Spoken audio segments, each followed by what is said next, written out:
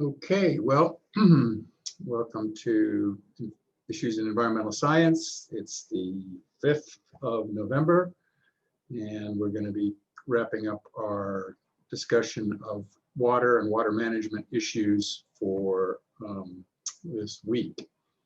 And there'll be so what we're going to be doing is I'll be presenting some slides, some lecture material that focuses principally on drought awareness, and water management.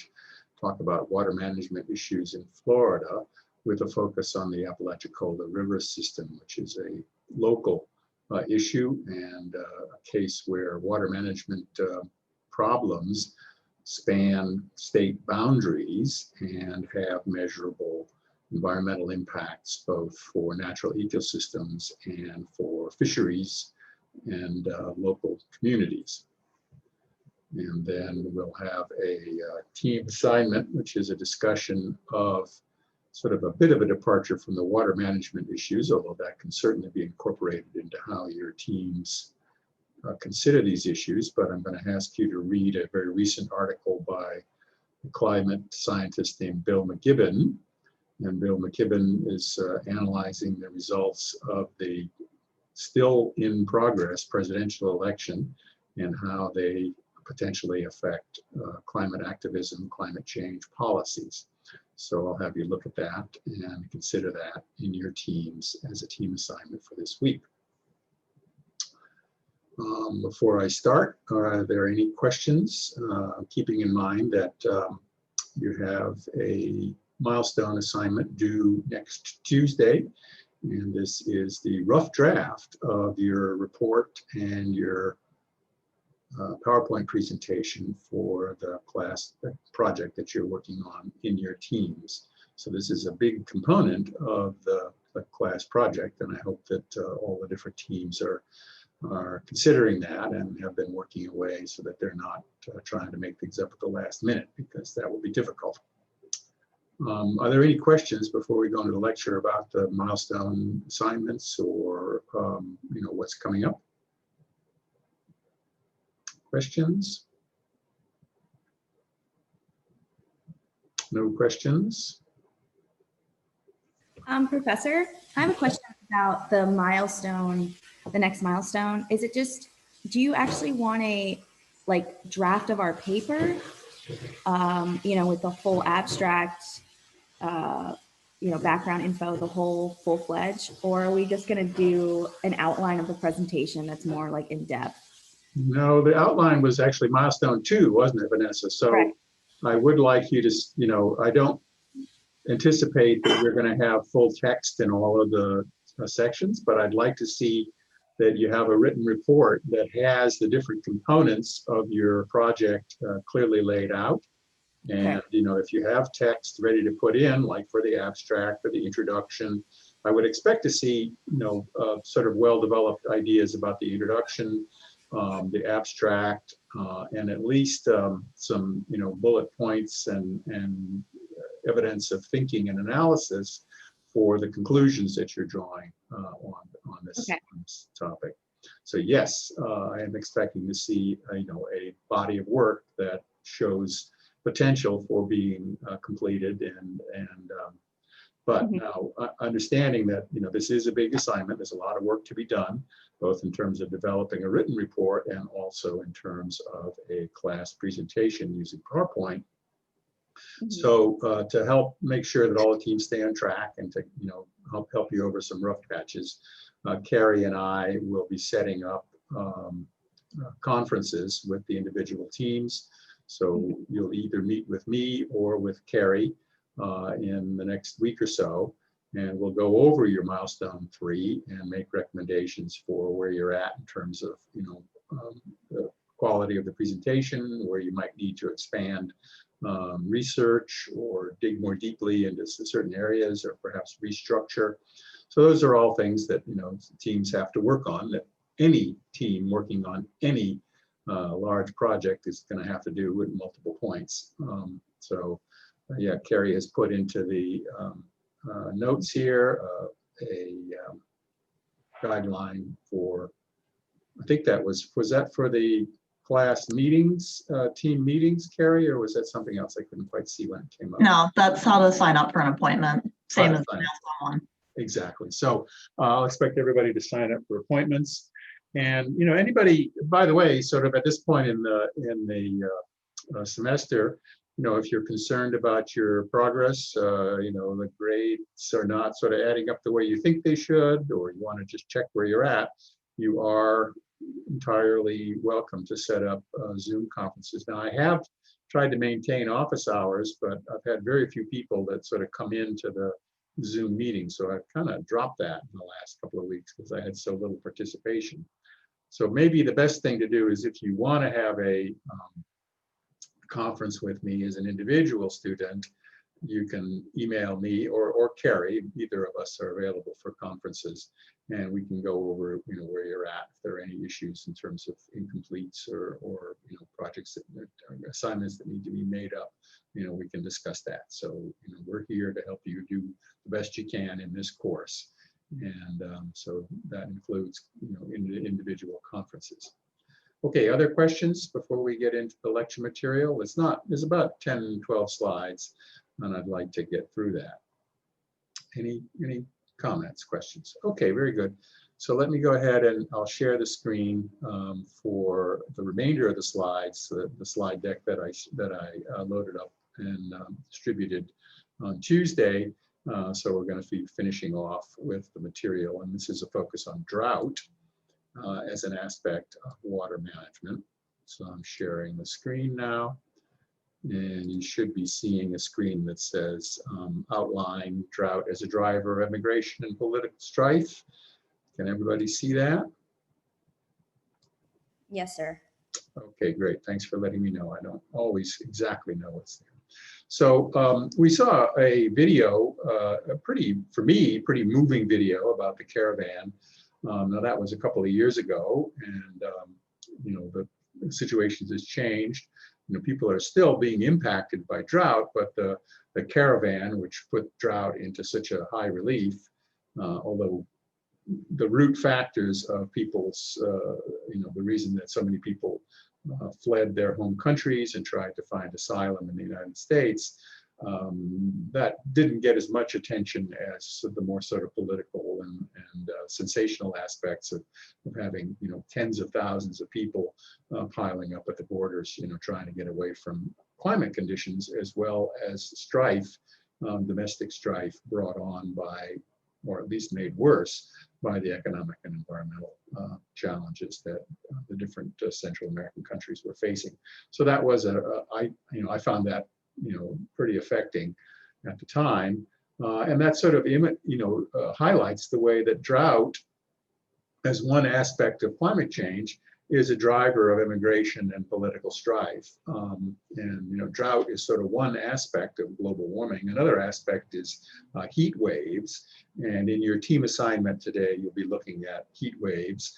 And one of the suggestions that environmentalists are making is that we should start naming heat waves the way we name hurricanes, so that we can kind of, you know, keep the impacts of these climate events front and center for folks, instead of just kind of losing them in the general shuffle, because many people do die as a result of excess heat or suffer other medical consequences. But those deaths and that morbidity and mortality is not assigned to a specific climate event just because, you know, we don't have a way of keeping track of heat waves. So that's a suggestion. So that kind of indicates. Now we want to define drought in a sort of a quantitative sense, and the Palmer Drought Severity Index (PDSI) is, you know, the sort of gold standard, at least in the United States and I believe internationally, for how we define and measure the severity of droughts. I'm also going to talk about the sort of the public awareness of droughts and the way in which this awareness or water management issues generally sort of impact societal changes and societal concerns. So awareness by the public about drought consequences you know, is depending on a variety of factors, as so many things are. So we're going to look at a statistical technique called principal component analysis. And you can do a whole course on principal component analysis, but I wanted to briefly introduce the concept to you because it's the way in which this is described. So that'll be part of this lecture. Okay, so the Palmer Drought Severity Index can be quantified as supply and demand. So how much water does a certain region need, and how much is available. And you know that the demand for water is not just by human society, but ecosystems need water as well. Plants need water for transpiration, tissue synthesis, and you know, animals, animal populations living in natural or urban ecosystems need water for metabolic processes. So you know, when we think about the need for, and those needs are often in conflict with human needs. And so it's a very common situation that natural water supplies are diverted for agriculture, industrial, or urban use, with the consequence that natural ecosystems end up being short-circuited for their water supplies. And we'll see when we look at the Apalachicola River situation that that's very much a factor in understanding that set of controversies and challenges. So where does water come from? Water falls as rainfall.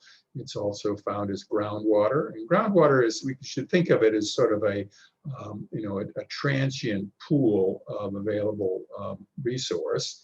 And so the groundwater is recharged by a rainfall. And if the rainfall is lacking, then the groundwater table can drop considerably. So we think of the water table as being sort of the saturated sub-bottom or buried portion of the ground. And that fills or drains in proportion to the amount of rainfall that's occurring.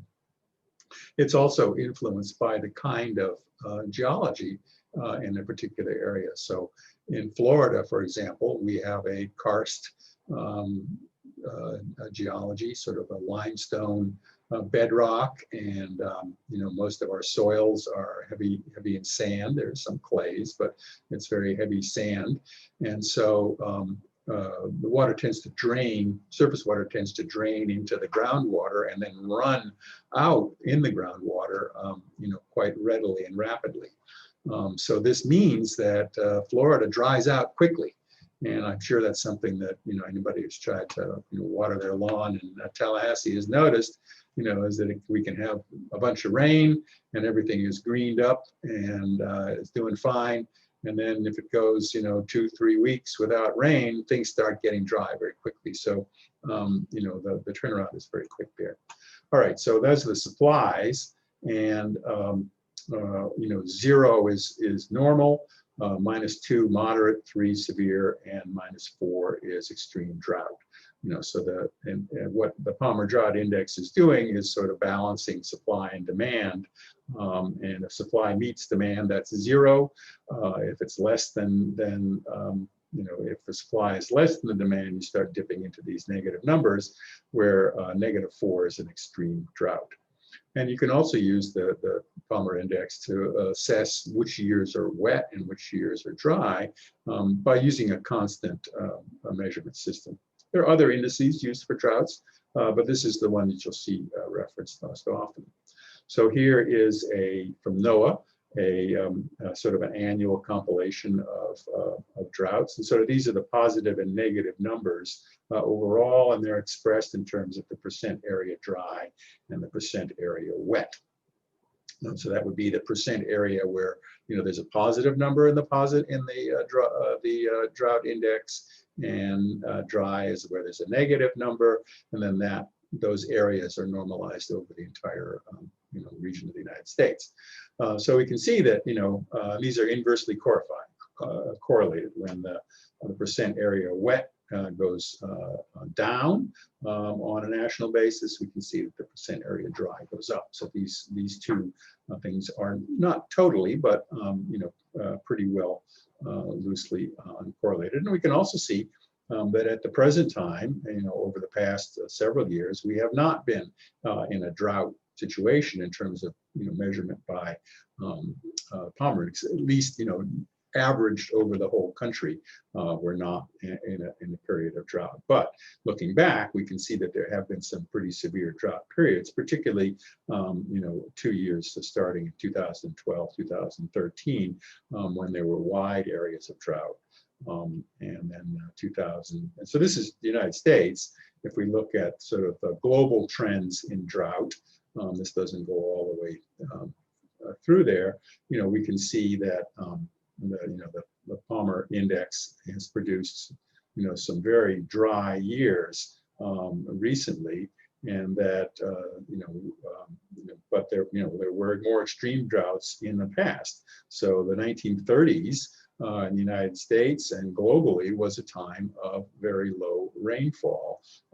Interestingly, the late 1920s was a time of relatively high rainfall. And it's as an aside, it's interesting to note that a lot of the water management plans for the West, including Western United States, including how water was allocated from the Colorado River and what the effects of damming rivers and everything would be, and how water should be allocated among the states, those agreements were drawn up in 1927, 1928, at a time when there was a sort of a 30-year high in rainfall. So they drew up the agreements and made the plans for how water should be allocated across the Western United States at a time of zero drought. And then, almost immediately they fell into this, very severe drought, one of the more severe droughts in the 1930s. And I'm sure you've heard of the Dust Bowl. Well, the Dust Bowl situates itself in this period of time. There's also a drought in the 50s. I'm not really familiar historically with what the impact of that, but it looks pretty severe. And since then we've had relatively wet years until the 2000s, and then that was when we had those sort of more severe droughts, and in particular 2005. Was a drought year. So this is global, and it doesn't totally reflect what was experienced in North America. This is the drought severity. So we can see that this is the central corridor that we saw in that movie there, in that video. And let's see, what do we got here? We got Honduras, Guatemala, Honduras, El Salvador. So this is that corridor. These are the countries that were most affected by the drought severity, and where most of the climate refugees, or the so-called caravan, where that was emanating from. And then this area here, where extreme drought is being expressed, that was the region that was hardest hit, and from which most of the people who were on that caravan came. So, and this is sort of looking forward. This is the drought index. Now it's kind of Western North American precipitation. So, we can see that, through the most of the 20th century, we had not great years of drought, and of course there were some severe droughts, but that overall, we were precipitation was higher than normal if we normalize through. And what this does is it projects forward. This is a paper from Nature Geosciences, 2012, so it's a few years old. But these scientists are predicting that the years to come are going to see more and more severe drought, including looking ahead 100 years, potentially global, very, very widespread global drought. Now, there are many, I'm sure this is not yet a consensus, but it certainly points the way to a factor of real concern in terms of global environmental conditions. And this is just another way of looking at the hottest years on record. You've seen these before, and the heat indices are also correlated with are inversely correlated with drought. So, as things get warmer, and things have gotten warmer, the amount of precipitation has decreased. Although, as we talked about, the warmer conditions in the ocean, warmer conditions in the atmosphere can produce a locally very heavy rainfall. So, but those events are not evenly distributed. So, both of these factors. And just some more data downloaded from NOAA.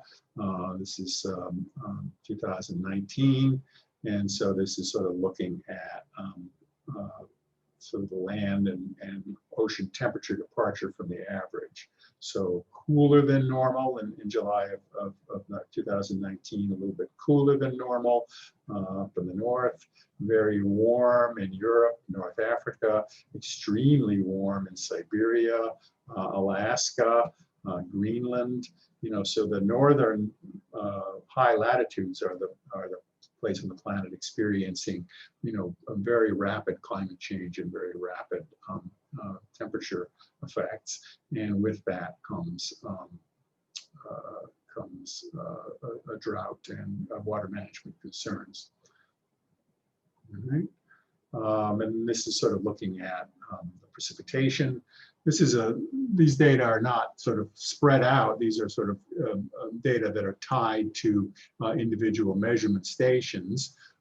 So you can see percent of normal precipitation in 2019. So last year, Florida was, doing pretty well in terms of precipitation. If you looked at our part, we were actually in positive territory in terms of the long-term average of precipitation.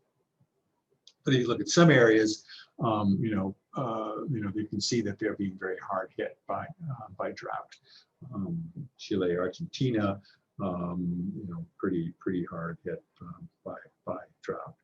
And okay, so how aware are people of drought, and how does that awareness, or how does or does not that awareness translate into political action and political thinking?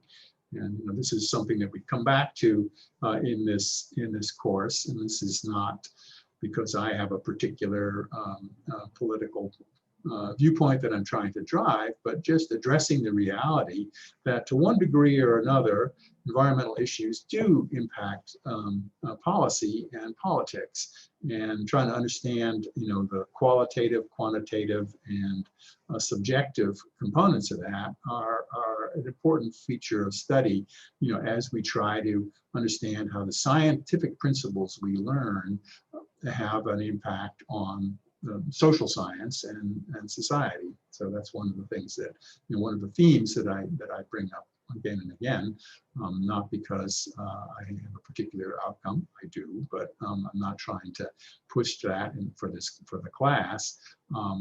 What I do want is an objective evaluation of how these things work. So to that end, I'm going to introduce one study that looks at that in one particular way, because it allows us to understand the way in which we can use a scientific principle, statistical analysis, as a means of getting some definitive, or at least quantitative answers to how people respond to different kinds of factors. So this is from a paper by Kim and others, published in Nature. So Nature is by high impact paper. This was published in 2019. And what the authors are saying, these are quotes that I took from the article, sort of unlike a rapid onset natural hazards such as floods and wildfires, the intangible and gradual characteristics of drought cause a lack of social response during the onset. What does that mean? So because the impacts of drought tend to creep up on society, people don't immediately respond, and so it takes time. There's a sort of a lagging response. This is different for example, from the onset of hazard due to flooding or hurricanes or tornadoes or wildfires, where it's conditions maybe have gotten gradually more conducive to such hazards, but the onset is for these other kinds of factors is typically very rapid, whereas drought sort of slowly advances. If you're a farmer, you probably feel like it's more rapid, but fewer and fewer people farm. The awareness of local drought increases rapidly through online information searching activities when drought reaches its peak severity. So here is, this is where they indicate the instrument, the data, which they're going to use to drive their studies. So they're saying that as the impacts of drought sort of become more and more apparent, and that can be in terms of people noticing that things are drying out, agricultural responses. When drought is severe, one of the things that authorities do is that they curtail the way in which people are allowed to use water. So there's a variety of mechanisms that they can do for that. Typically, it's done by vastly increasing water bills. So they'll charge a certain amount for basic needs. And then when you exceed, one of the typical strategies for trying to use price to control water demand is they'll say, okay, you can have so much water at the regular rate, but if you exceed that, the rate will increase at some, very rapid rate. So, that's one of the ways in which people become aware all of a sudden, wow, we're in a drought, what does that mean? Well, what do they do when people become aware, or people start worrying about drought conditions and how they might be impacted by those conditions? Well, one of the things that we do in modern society is we get online and we ask Google, drought, drought Florida, what's going on? And so, there's a very specific, interest. There's a topic that's tied to a human activity, which has got, pretty accurate reflection of what people are concerned about is by looking at Google searches. And, I'll just note in more generally that, using Google searches as a way of measuring what people care about, what people are concerned about, is become a pretty widespread technique. And so, so the authors go on to conclude that residents in the northeastern United States are the most aware of the drought, regardless of the geographic location of occurrence. What is this saying? This is saying that, that drought awareness and response to drought is not evenly distributed geographically, but the northeastern U.S., people in the northeastern U.S., at least as is reflected in their Google searches, tend to be the most aware of the drought. So that's, even if the drought was not occurring in their particular area. And they go on to argue that using this method, looking at search queries, can potentially help in drought mitigation, so that you can know where people are being impacted and how aware they generally are.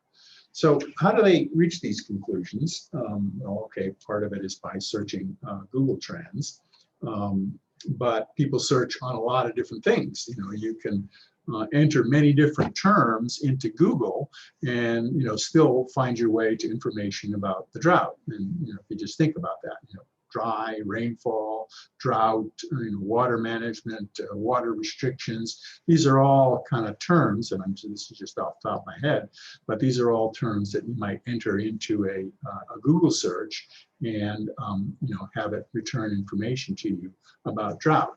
And so the investigators here are compiling these different terms, and they're referring to this instrument called trends.google.com, which is one of the good things about Google, I gotta say, is that they make their data available, and here's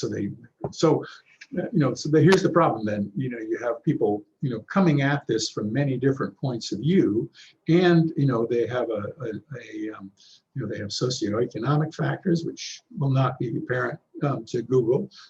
except for the fact that people who are able to search Google tend to have a certain level of economic well-being.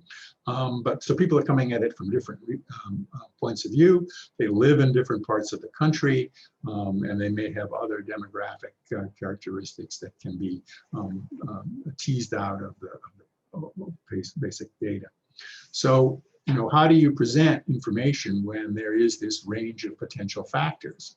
And this is something that natural scientists and particularly environmental scientists encounter a lot. We have a lot of different sources of information, but we want to kind of boil those sources of information and those results down to a more concrete presentation of what they mean.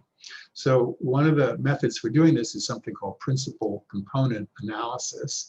And so PC stands for principal component, and PC1 and PC2 are principal components 1 and 2. And what do I mean by that? And so this technique of principal component analysis is a way of getting at what are the major factors, or what are the major combinations of factors underlying a certain set of results. So in principal component analysis, you have a cloud of potential responses. So if you take all the different variables and plot them on a scale, where 0 is normal, normal frequency, into negative numbers there's lower frequency or lower abundance, whatever it is, and as you get larger, so you can have factors, all different factors can be rated on this negative to minus to positive scale, where 0 is sort of the mean. Does that make sense? So you could look at, for example, temperature response, low temperature, high temperature. Well, the 0 in that axis would be the normal, the average temperature. Okay, so then, if you have many different factors, and the factors here in this case are indicated by the shading of the dots. So all these factors are sort of dumped into space, and the space is then defined by this positive to negative scale. Okay, and there are two sort of axes. All right, if you have this cloud of data points, very typically what you'll see, well, sometimes you just see a big blob, but if there are real trends in the data, you'll tend to see that there's a sort of an elliptical characteristic to the cloud of data. And what is that elliptical cloud? What does that elliptical trend tell us? That means that we can look at the principal axes of this elliptical data, just as you would look at the major and minor axes of an ellipse. And if we do that, we call the major axis of this elliptical cloud of data principal component 1, and then we call the minor axis of the elliptical cloud of data PC2, principal component 2. And so what have we done there? We've sort of taken all the data and we've smeared it into, or compressed it into, these two different trends. All right, and that. So having done that, we say, oh, here's our PC1 and here's our PC2, then we can go back and to look at the individual factors that load on or that cause this elongation in this direction. So what are the variables that make the data stretch out in this direction? And then what are the variables that make the data stretch out in this minor direction? So major and minor axes. Is that clear? Well, let me show some examples, not from drought awareness, but from a paper I found on characteristics of fish. So this is an analysis of the functional traits of different kinds of fish. And these are the individual species of fish. And this is from a 2017 paper published in the Proceedings of the National Academy of Science. Okay, and so these are individual species of fish, and then these are characteristics that fish might or might not have. So what are the characteristics of fish? How big are they? How quickly do they develop? Are they pelagic or demersal? What's their temperature range? What kind of predators do they need? What is their depth range? What is their salinity range? And all of these factors spread out in different directions along that axes. So if we look at how they all add up into principal component 1 and principal component 2, we can see what is contributing to specific sorts of differences among these fish species. Right, here's something important to note, is that if you're reading a reputable paper about principal component analysis, you'll see this sort of number in parentheses next to PC1 and PC2. So PC1, 30%, PC2, 15%. What this is saying is that this axis of the graph explains about 30% of the natural variation, or the total variation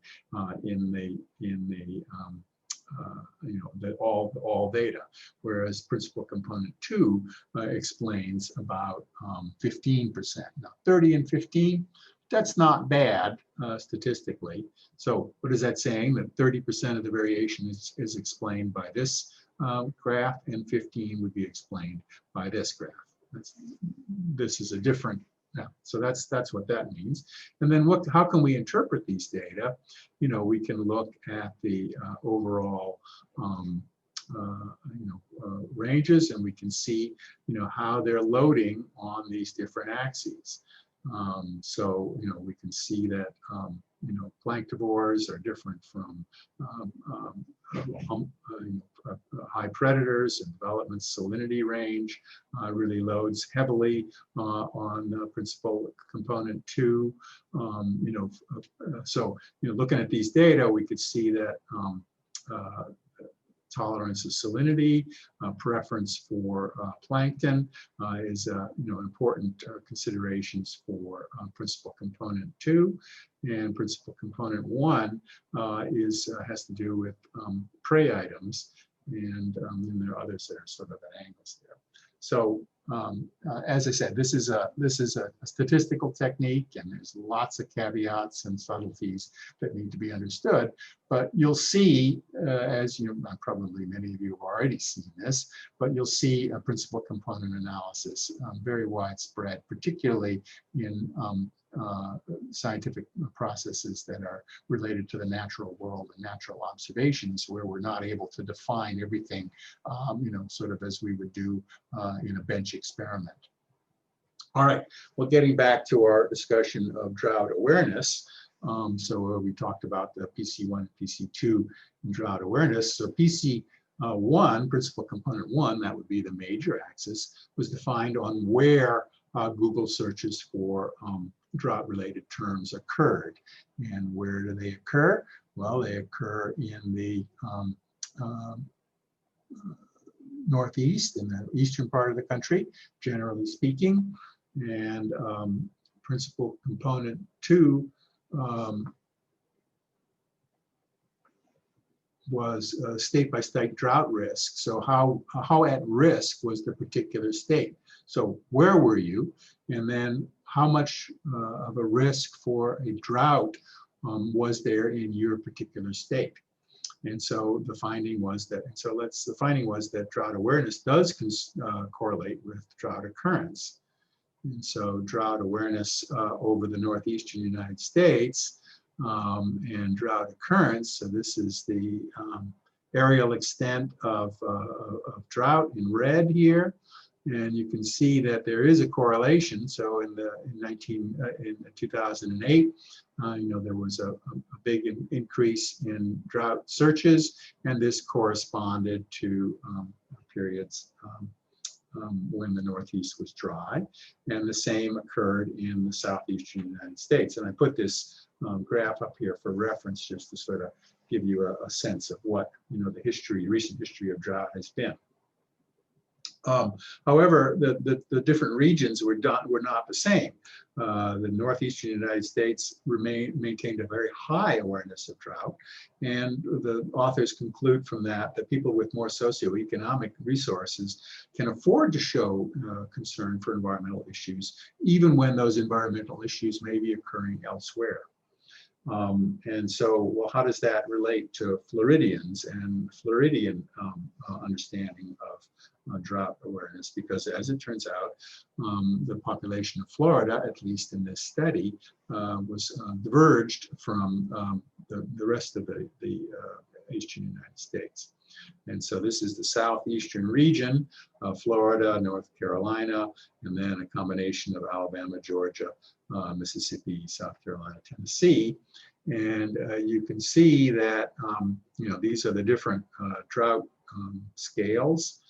0 to 4 is 1 to 4, 2 to 4, 3 to 4, D4. So these are, how the range of circumstances in these different regions. So, and then this is a sort of an awareness, and it looks like Florida really departs from the mean in terms of our sense of awareness of drought.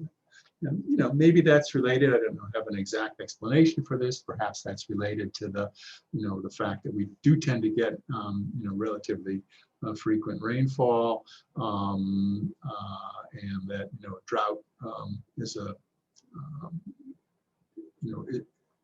that the Florida population responds differently. So that's a review of how public opinion is shaped. Well, let's carry on with Florida and think about what has been the occurrence, and then look at water management issues related to both to drought and non-drought conditions. So currently in Florida, we have essentially no drought conditions. In fact, the southern Florida has had unusually high rainfall, and the new Hurricane Eta, is projected to cause even more rainfall, and some forecasters are predicting up to a foot of rainfall potentially hitting South Florida. So that might cause the opposite of a drought, in other words, flooding due to precipitation. So that may be a possibility. So currently, we have no drought in Florida. But this drought monitor, and I put a link to it here in the slide, you can track this, and it tells you where drought is occurring locally, and you can look for different areas. I think I won't go into this.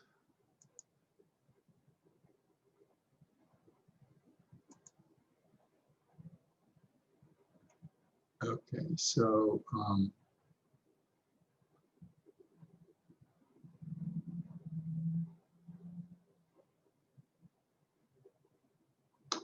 well, I think I won't show this website, but you can go to this website and you can search for regions.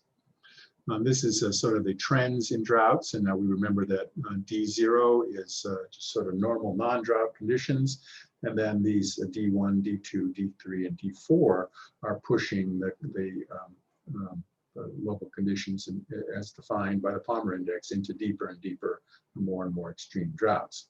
And so, we did have, some D2, D3 periods in 2017, late 2016, early 2017. And 2018 was also a relatively wet year. In 2020, there have been some periods of drought in the early portion, but those have more recently lifted. So drought conditions currently do not occur in Florida. And I would expect that if you looked in Google, at least according to that study in Nature, that there would be relatively few searches in Google for drought-related terms or drought-related issues. Okay, so that's a discussion of drought, which is this one particular sort of quantifiable set of conditions. and let's look at water management, which is not strictly driven by local rainfall, but has to do with a range of issues. And so I want to focus on water management areas in Florida. So water management, there are 5 water management districts in Florida: Northwest Florida, South Swanee River, St. Johns River, Southwest Florida, Southern Florida. Southern Florida is where we're expecting to have these extreme rainfall due to the hurricane. We live in the Northwest Florida district. And so here's a blow up of the Northwestern Florida Management District. And so the Department of Interior, Department of the Environment manages Environmental Protection, DEP, was part of the state agency managing these different districts. And so you can see that here we are here in Tallahassee. We don't have any major river systems, flowing through Tallahassee, but there are, large river systems. And we're going to focus in particular on this, this region here, on how it's affecting Apalachicola and that region. So these are, 2 watersheds where the environment drains into 2 estuarine areas. And so one of the estuaries is the Mobile Bay complex, and that's the Alabama, Chusa, and Tallapoosa river system. And then in Apalachicola, the river system is the Apalachicola, the Chattahoochee, and the Flint rivers. And these rivers supply fresh water to the estuary in Apalachicola Bay. Okay, so we've thrown out a bunch of different terms here. One thing is the idea of a watershed. Well, what's a watershed? We talked about surface water and surface runoff. And so if rain falls in excess of what the soils can absorb or what people use, that water drains from the surface into river systems, and those rivers flow down to the Gulf of Mexico, to the sea. And so the watershed is defined by a particular source, a particular outflow point, and what are all the different river systems that flow into that watershed, so the flow into that outlet. So a watershed has pretty distinct boundaries for which way water is going to go. So if a raindrop falls to the east of this boundary, it's going to end up or has a tendency to end up in this watershed. If it falls to the west of that boundary, it's going to end up in the Mobile Bay watershed area. Well, as it happens, both of these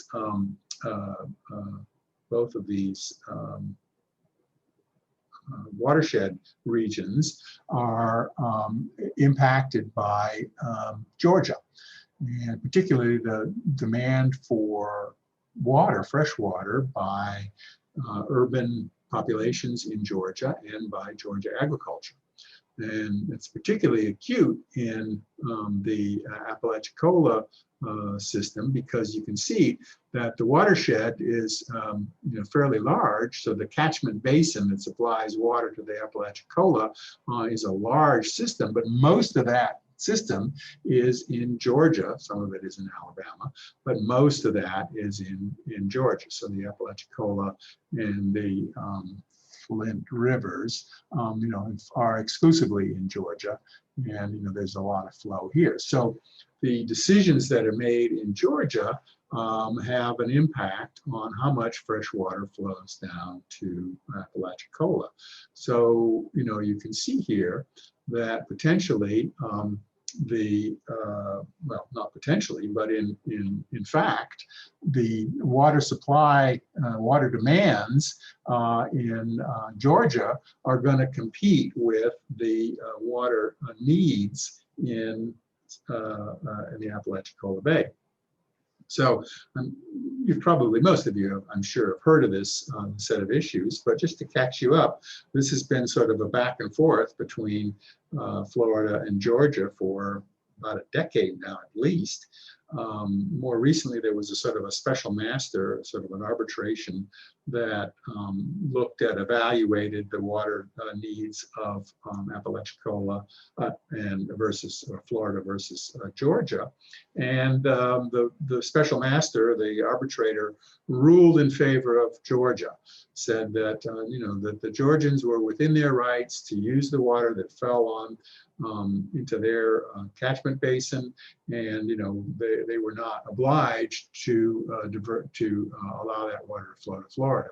There's actually a dam right here that sort of controls literally the spigot flowing into Florida. The court has not set the date for oral arguments, but sometime in the coming term, the Supreme Court of the U.S. will be deciding how Florida should have water needs. Well, what are some conditions in Florida and how have these increased? So this is sort of focusing in on the Apalachicola River. And, this is sort of looking at this total area. Here's Bluntstown for reference. So this is very much our neck of the woods. And so the water flows down here. And then these are measuring, flows, decreased flows from earlier present to recent. So this is comparing the decrease, this blue bar is comparing the decrease in flow. So the larger this bar is, the more departure there is in the negative sense from the mean. And and then this is this is from an author from who wrote a presentation on this topic prepared by the USGS and based on Florida Department of Environmental Protection data. And so you can see that channel erosion has really increased. And so there's been a lot of erosion of the channels, changing the course of the river as a result of water quality problems. And one of the big changes in the way in which the flow occurs can be related to channel changes, sort of a widening of the channel, so that water flows more quickly towards the sea. There's less of a buffer effect. This has the result in increasing the bayous, the embayments and hooks on the river. So these are erosion that occurs, and you can see that sort of generally what's happening is that lower flow is producing a wider river with larger areas of flat and more sort of drying periods. And so, this is sort of measured, when these when the water drops, and this is cubic feet per second, when the water drops below 6,000 cubic feet per second, large areas of the bottom are exposed, and this can cause, very high mortality events in the naturally occurring species, fish, obviously, but this is not concerned about, this particular graph is not concerned about fish, but rather about mussels, freshwater mussels. And so freshwater mussels are, potentially killed when you have low water events. If you remove freshwater mussels, or if the population of freshwater mussels is reduced, the consequence is there's less filter feeding in the system. So, these impacts have a lot of changes. But of course, the thing that we really notice is the decline in oyster catches. So the oyster fishery of Apalachicola Bay, widely celebrated. It's for years, for generations, it's been a source of oysters for restaurants and other users. But recently, they've unanimously, the Fish and Wildlife Conservation Commission unanimously voted to shut down the oyster fishery after years of drought and other pressures have devastated wild oyster beds. So we're currently in a complete state of shutdown in this historically productive, estuarine fishery, and that's related to a whole complex of factors. But the the competition between states for water resources, and the way in which one state can control the availability of water for another state, is one of these points of conflict. Okay, so that's about as much as I wanted to present here. Important points: drought impact is different from floods or storms because it takes time. Understanding these impacts requires analysis of many different factors, sort of a big data approach. Principal component analysis is one method for doing this. Drought impacts, as we saw in the video, drive human migratory patterns, and these can affect national politics. They can also affect, human economic conditions. So the economic conditions in Apalachicola, which depended on commercial fishing and recreational fishing, have really changed with a pretty acute impact on the local population. Effects from the drought can have unexpected impacts in CO2 emissions. I didn't really cover that today, but that's also another factor. All right, well, that concludes the portion of the lecture that I wanted to give. And I'm now going to open up the groups and ask you to go into your group sessions and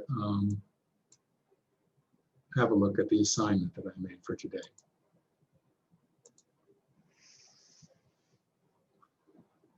So please now go ahead and join your group, and then look in the module at the article by Bill McKibben, and you'll read that, answer a few questions, and then there'll be a team assignment that's due at midnight tonight. Okay, Darren, where do I want to put you? You're in Aquatic Junkies. Aquatic Junkies. Kate, can you go? I'm in Aquatic Junkies too, Penelope. Okay. Penelope, you're in Aquatic Junkies? Yeah. Okay. I think I might have put Kate into the wrong group there. But Yes, I'm in team title. you're in team title. All right. Can you quit out of the group and come back into the unassigned? Yes, sir. 'Cause I think I stuck you in there without.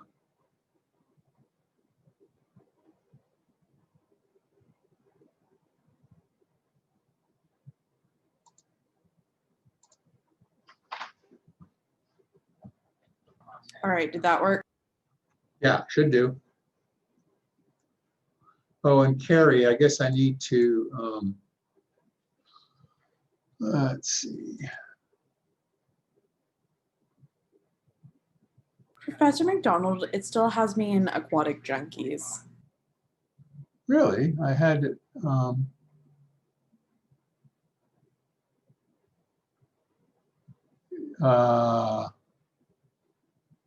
Well, try, you should be able to, you should see the bill, because I have you assigned a team title.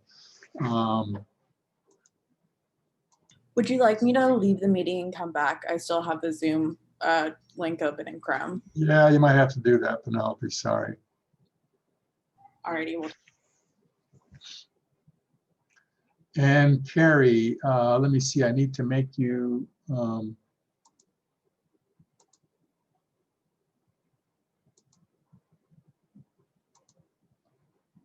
okay, so Carrie, you are now an independent agent. You still have to assign me to a group.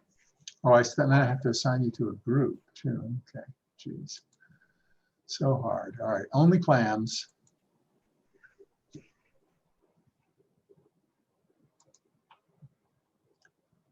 Kate, where do I need to put you? I'm in team title. Thank you. All right.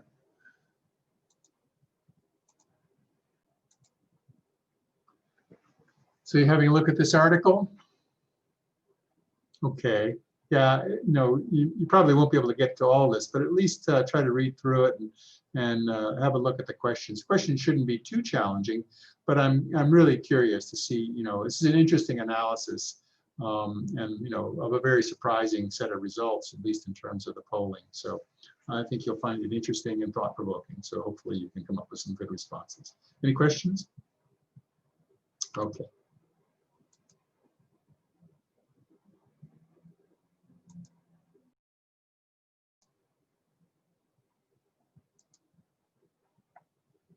Penelope, where do I need to assign you? Aquatic junkies.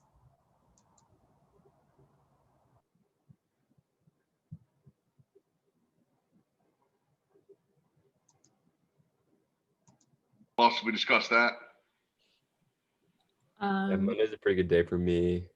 yeah, I think it's actually, oh no, or when's the 10th? It's due Tuesday. Tuesday.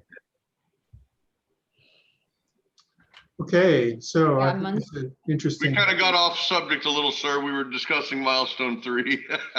That's fine. That's fine. Yeah, I'll make a work day for milestone 3 next Tuesday, so that you can all, kind of catch up with that. But yeah, have a look at that article. I think it's a pretty interesting take on, a very kind of surprising election results, which are still not final. But it, kind of different from what the polling was predicting. And so that McGibbon has an interesting take. He's an important thinker in terms of climate action awareness. So any questions? Was there an email sent out notifying us of this paper, sir, or is today the first day that we're actually? I just read it this morning, so Okay, it seems so we topical. didn't have a chance to actually read it, so we feel like we're kind of behind the 8 ball here.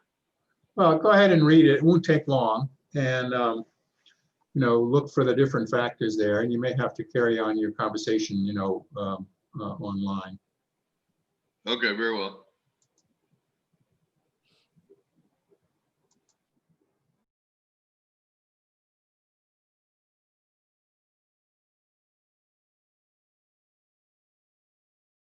The additives or chemicals used to produce the plastic, not the plastic itself in the body.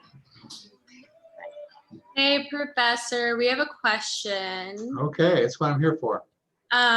So regarding when everything is due and when the meetings start, and if someone wants to chime in and help me.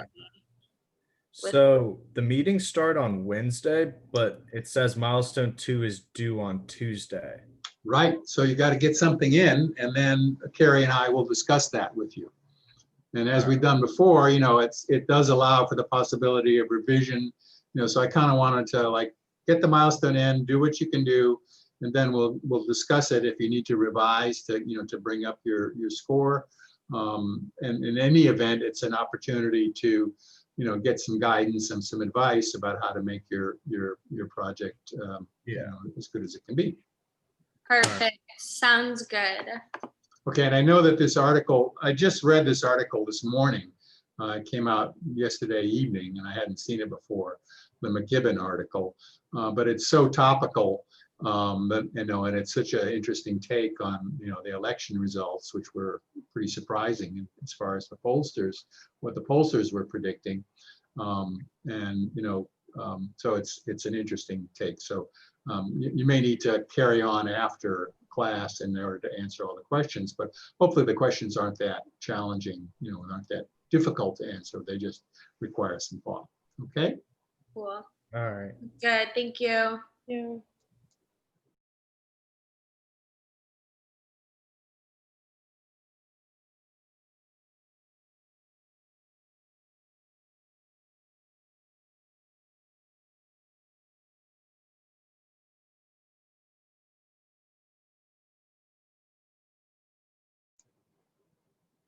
So hello, Buies, how are you doing? Good, how are you? Good. So I just saw this article by McGibbon this morning, and so I'm sorry you didn't have more time to read it, but it's just very recent. I thought it was a really interesting analysis of the surprising results of the election, which were very different from what the polls were predicting. And it does have an impact on the possibility for climate action. And so you were seeing a lot of progressives and climate activists were being very optimistic about kind of sweeping things that a Biden administration might be able to do, assuming that there was going to be a massive shift in in you know, the political order. That didn't happen. And so what happens now in terms of climate? So I think this is a chance to discuss those issues. Okay. Any other questions for me? All right.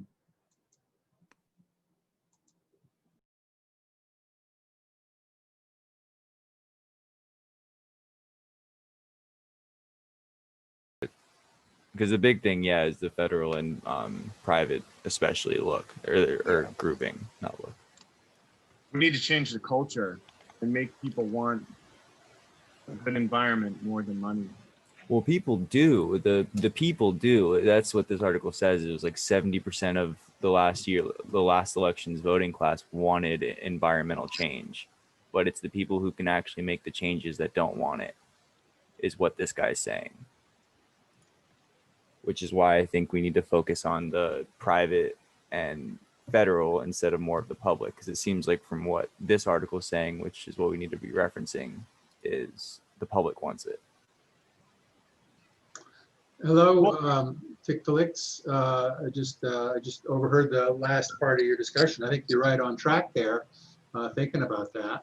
So it's too bad I didn't have this article last night, but it just came out and I only saw it this morning. But I thought it was so topical and such an interesting take on this issue, especially in terms of the way in which the election results were different from what a lot of the polls were predicting. And a lot of sort of climate activists and climate progressives were hoping that, if there was a big blue wave, if there was a major shift in the power balance in the Senate in particular, that could produce, some very progressive policies in terms of the climate and the environment. But that's not likely to happen. So, well, that won't happen right now. So what should happen instead? And that's what McGibbon brings up. Yeah, that's kind of like where we're going. We're on question 4 and 5 right now. Okay. Just talking about like how we feel about the issues and like what we think would be positive going into the future. And like we've just kind of come to the conclusion, the United States is a first world country. A lot of other countries look up to us. We're in constant competition with China, who's already invested a lot, well, not a lot, but a pretty substantial amount into green and sustainable energy. And we haven't even thought about it yet. So we're just talking about like, federal and private investment being encouraged and as well as the reduction of greenhouse gases along with that. Okay. I think McGibbon makes some interesting points, about the fact that it's not just the federal government that drives these things. The state and local actions are very important in all this. And, one of the legislative initiatives in a lot of places has been to try to limit the ability of local or even rural regional jurisdictions to make their decisions. So the Trump administration has been suing California to make California reduce its emission and fuel use standards.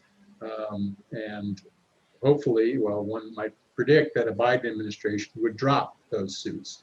So there's kind of a local regional empowerment as opposed to federal action. Okay.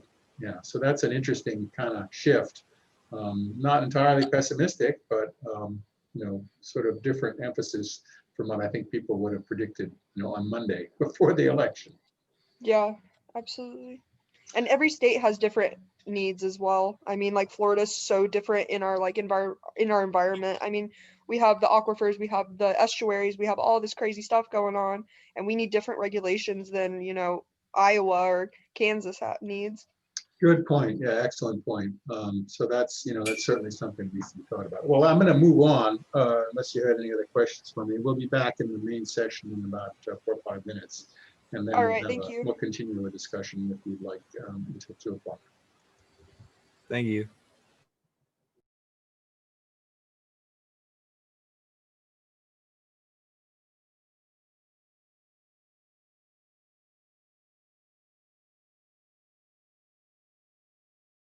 And also, if we didn't like actually vote, it would have ended up like last election where people were like, "Oh, my vote doesn't count. You know, it doesn't matter. She's gonna win anyways." And then look where we are. Yeah, true. Like, I just say my vote didn't matter just because Florida turned red, and I just don't like the Electoral College because now my vote will not aid Biden in winning the presidency. You know what I mean? Like, I don't know. The U.S. has so many weird. My Australian friend, she messaged me and she was like, "What is your political system?" She's like, "I don't understand what they're counting." They will get fined. If you're a legal adult in Australia and you don't vote, you get fined. And they also like have like vendors outside of the polling locations. You get like snacks and stuff after. I'm like, I would love that. It's like a party. Like they like celebrate it. Yeah. It's an interesting philosophical balance there, you know, sort of in a democracy, what does it mean for people to vote? And, you know, some countries sort of view the collective wisdom of the electorate as an essential component of good governance. Whereas, you know, there's a big tendency in the United States to sort of view voting as a privilege, which, you know, if too many people have the vote, they kind of infringe on the, you know, the power structure in a way that's not acceptable. It's a real, you know, sort of a fundamental issue about voting, and it certainly played out in this election. Yeah. But yeah, it's an interesting take. I think the article is sort of, you know, what the pollsters were predicting about the outcome of the election on Monday, and what we thought might happen in terms of, you know, sweeping and change, you know, progressive direction, particularly around the environment and climate. You know, that's kind of gone away, or at least it's on hold until some future time, which is, for me, disappointing. But, you know, I think McKibben points out that it's not the end of the road, and that, you know, at least, you know, if we have a new president, we can, you know, get back in the Paris Accords, at least.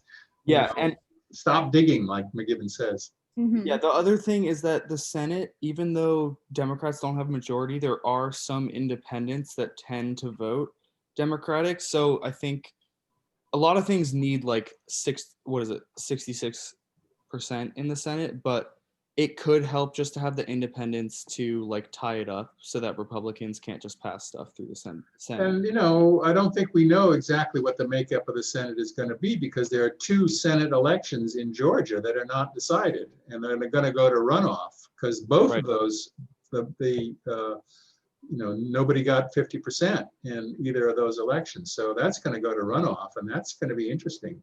So Georgia, you know, and Georgia may end up flipping to Biden, you know, in the way that the votes are coming down. It's an amazing election. And yeah. I was like pretty traumatized Tuesday night, I have to admit, you know. Oh yeah.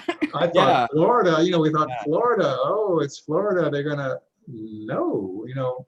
And the other thing that's interesting to me is that you know, and I'll say this in our, you know, when we get back together in the main session, but it's like the results, the proportion, you know, we had many more people voting in 2008 and 2020 than in 2016, but it didn't really change. You know, it was like 2016 was a sample, and that sample, you know, kind of predicted what we would get if we had, you know, 50% more participation, because it was almost that big, you know, it was huge.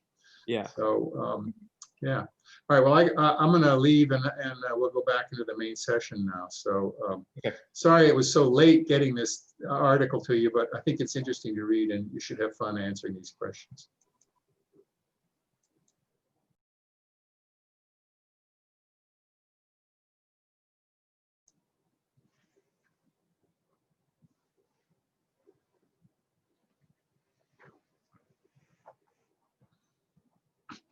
Yeah, you can go ahead and you know, unmute your video and audio, or at least your video, and we can have a little bit of discussion around this topic. And I'll keep the session open until 2 o'clock. You know, I thought that this article, as I said to a couple of folks in the breakout teams where I was able to meet with you, that I didn't get to see this article until just this morning. I had something else in mind.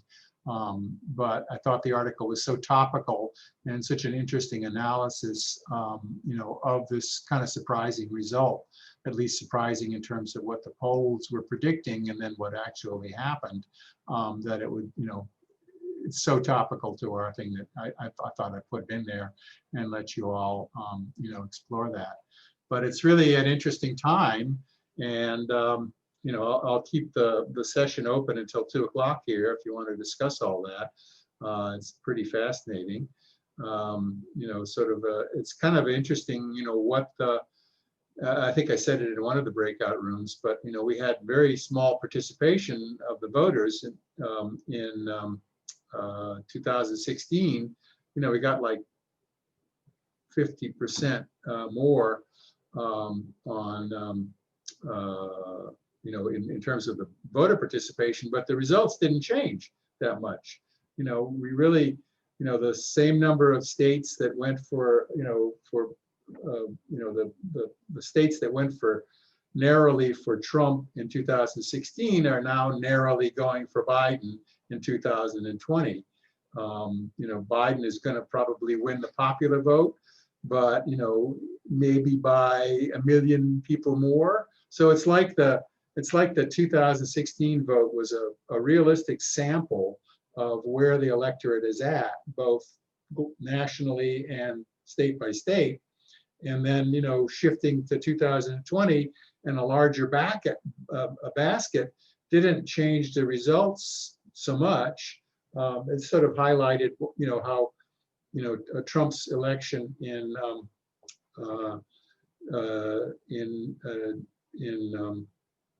2016 was kind of a, sort of a statistical fluke in a way, like filling an inside straight in a poker game. The odds are against you, but people fill inside straights all the time. Yeah, it's interesting. Yeah, that comparison about the minimum wage is interesting, is amazing. So there's a lot we don't understand about, what Americans want. Any comments?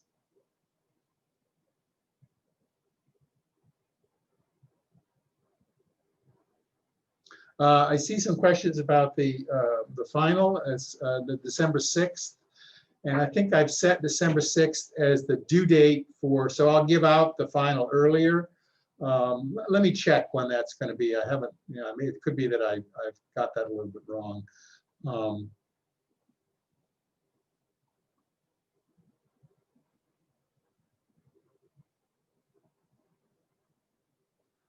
Any comments, any thoughts on this?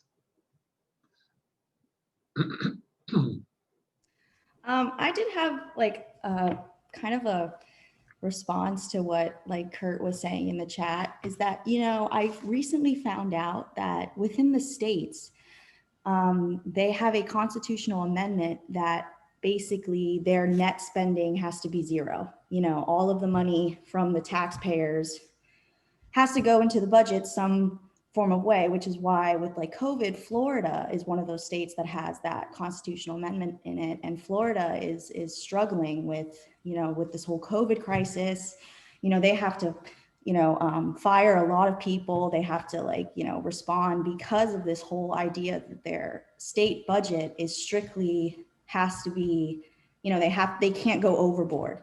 In cases like New York, Colorado, and many other places, they can go over. They can spend more than the tax. So when you talked about minimum wage, a lot of people thought, oh, I didn't want to vote no on minimum wage because, it would take away money somewhere else. But that is sound in Florida, but in not a lot of other states. They can overspend their budget. So you could increase minimum wage and still have no effect on the budget at all, which I thought was pretty interesting.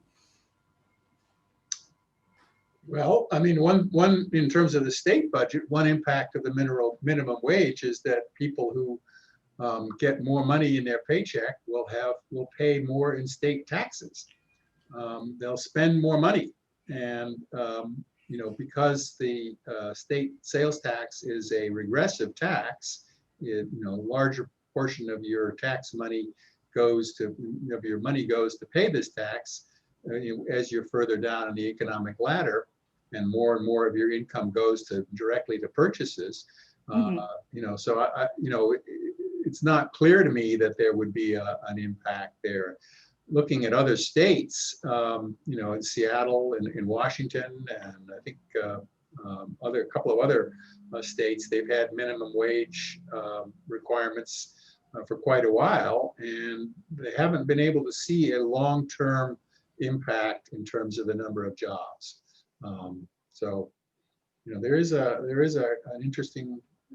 interesting topic there to minimum wage. Right. I mean, I was under the assumption that it was, like that across the board. It was like that every state had a budget based on taxpayer money, which they could only delegate that money up to the amount that they gained from the taxpayer money. But come to find out, that is not how it is. So you're saying some states can do deficit spending, or? Yes. Yeah. Like they can go over, they can gain loans from somewhere else, and they can overspend, the taxpayer cap, the money that was gained. Right. So that's where I was kind of, I understand with the whole Florida. I mean, Florida has an amazing, everybody loves Florida. A lot of people come down here because we have, no income tax. We have a very, very low property tax. We have very low, I think I was reading an article that says that the Florida makes about $39 per year on a resident, and that is a very low number in compared to New York, where you have, such a high estate tax, such a high income tax. And then you look at population and stuff, and Florida has now just passed, New York in population.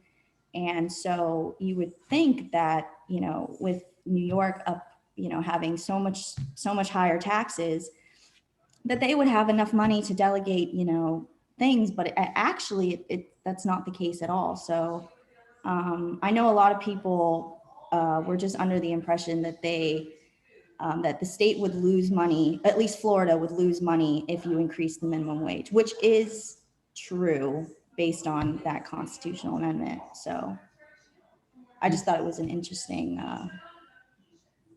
argument.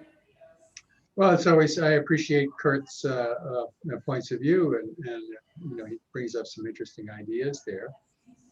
So it's helpful to have a range of possibility, even if others disagree or provide factual arguments that suggest a different outcome.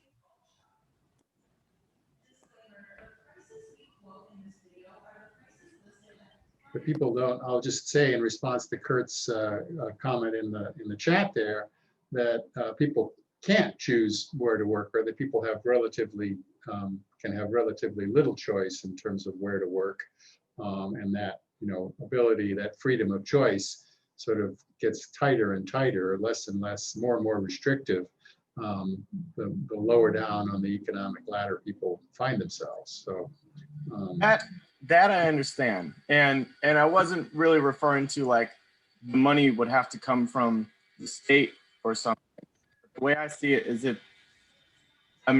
all the businesses are forced to raise their minimum wage, then they all have to make more money to account for that. And I mean, it's good having the minimum wage go up, but I think if you're forcing everyone, then that I think that'll could just hurt a lot of businesses, where some things should happen naturally. Like, I don't know. I mean, I think it's good for there to be a variety of wages among different jobs. And as soon as you automatically raise that, you have all these jobs that all have the same wages, and they're probably not equal jobs, I don't know. It's hard to. What do you mean by equal? Everyone should raise it, but like the money's got to come from somewhere, and I don't mean the government, but like I just think it would throw a lot of things off to bump it up to 15, just Yeah, I agree. I kind of see what you're saying, but also at the same time, the way that I kind of look at it in a different perspective is that because people are going to be getting paid more, they're going to have more money to spend and to directly put back into the economy and sort of like give it a little bit more cushion, because right now when people are getting paid so little, they only have a certain amount of money to spend on the necessities like food and gas and electricity and things like that. If you're increasing the minimum wage, people are generally going to have more money to spend on commercial goods and like going and doing things that they normally wouldn't be able to do if you're just working on like a bare minimum sort of lifestyle. So in that case, I do see how it could be supported. But yeah, no, I do understand exactly what you're saying though. That's just like my thing that I like to take into account when I think about it. yeah, increased wage is great. You know, I mean, I started at $5.25 an hour and I hated it, but that's what the minimum wage was. But like, and yeah, things don't, all of our stuff doesn't like whenever inflation happens, yeah, we don't get paid. Our pay doesn't increase the same way as else that we buy inflates. So I understand the need for it. I just, you know, it's hard when you go down to like, okay, well, let's just make everyone bump it up to $15. Well, to kind of Not like against to Hayden's point, I also think that, at least to my understanding, I always thought that minimum wage was supposed to be the bare minimum that a person would need to live, only working the 40 hours a week, right? And right now, at the stage that the minimum wage is, that is not really realistic to live in any city. So to be able to increase it so that by just working the amount of hours that you should to be able to live and not have to have 3 jobs, I feel like that's where the need lies mostly. I don't know if I explained myself well. Well, yeah, I mean, that's a sort of like, to Kurt's point, suppose we reduce the minimum wage. Suppose we said, oh, well, we want to stimulate small businesses. We want to create more sort of economic activity. So let's make the minimum wage, $4 an hour. And then lots of people will be able to get jobs at $4 an hour. But, is that really, would that produce the kind of outcome that we would like? Because, nobody could live on $4 an hour, even if they worked 100 hours a week. That's it's just sort of not a subsistence wage. Yeah, there's also a really awesome calculator for a living wage. It's from MIT. Uh-huh. And just for reference, in Leon County, Florida, the living wage would be $11.70 if you don't have any children. If you have one child, it's $24.04. If you have 2 children, it's $28.37. So you can see the comparison between a poverty wage and a minimum wage and then the living wage pretty much in every single county in the US. So if you want to like just see the reference, I just find that very interesting to look at the specifics based on where you live. What an interesting idea. Yeah, so that's a question. So do we try to increase employment by decreasing the wages, or do we try to be more selective about the kinds of jobs that are available? Interesting question. And it's interesting also in terms of, the changed economic landscape since COVID has happened, with so many small businesses, a lot of them would have employed people at a minimum wage. A lot of those have gone out of business. So, those jobs are gone. There's a lot of unpredictable things that are happening economically. Well, looks like we've come to the top of the hour, and I'll go ahead and close the class today. And I always appreciate the folks who like to hang around and talk here. I thought we've got certainly had an interesting week in terms of the way that the election is sorted out. Can't remember anything like this in my lifetime. You guys are probably too young to remember the 2000 election, but that was certainly a time of suspense and uncertainty. And here we are again. But hopefully that gets resolved with less trauma than the 2000 election was such a mess and produced such a, damaging set of outcomes. It's, as confusing as things are, I think we're in much better state than we were. We're not deciding things in the Supreme Court. We are, to one degree or another, reflecting what people want. And so that's what we have to live with. So yeah, I think more people are voting, right? Yeah. Yeah. Well, my point was that people voted more, so the overall participation was higher. The largest turnout, in a century, but it didn't change things. It wasn't like the larger turnout produced a different set of outcomes.